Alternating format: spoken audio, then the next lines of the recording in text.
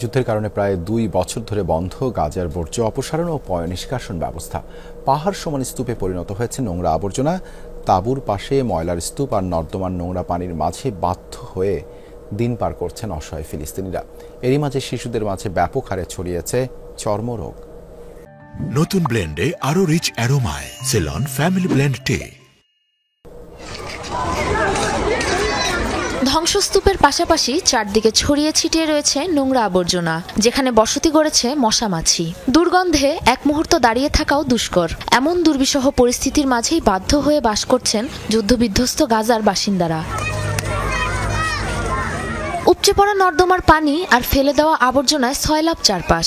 এর সাথে যোগ হয়েছে 2 বছর ধরে চলা যুদ্ধের ধ্বংসাবশেষ।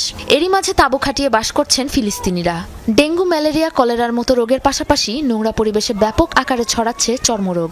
এদিকে হাসপাতালে রোগীর ভিড় বাড়লেও নেই যথাযথ চিকিৎসার ব্যবস্থা। প্রতিদিন ঘুম থেকে উঠে তাঁবু থেকে বের হয়ে ময়লার স্তূপ দেখি। ময়লা আর নর্দমার পানির কারণে তাঁবুতে বেড়েছে মশা মাছির উপদ্রব। দুর্গন্ধে রাতে ঘুমাতে পারি না। আমার সন্তানেরা সবাই জ্বর, শ্বাসকষ্টে আক্রান্ত। পরিবারের সদস্যদের চিকিৎসা করানোর মতো সামর্থ্যও নেই আমার। ইসরায়েল সীমান্তের কাছাকাছি ছিল গাজার 3টি প্রধান শোধনাগার। আগ্রাসন শুরুর পর থেকে সীমান্ত অবরোধ করায় গেল 2 বছর ধরে বন্ধ উপত্যকার পয়ঃনিষ্কাশন ব্যবস্থা। যুদ্ধবিধ্বস্ত উপত্যকাটি যেন বর্জ্যের ভাগাড়ে পরিণত হয়েছে। গেল মাসে যুদ্ধবিরতির পর থেকে একটু একটু করে বর্জ্য নিষ্কাশন শুরু করেছে কর্তৃপক্ষ। যুদ্ধের কারণে বর্জ্য ব্যবস্থাপনায় বিশৃঙ্খলা দেখা দিয়েছে।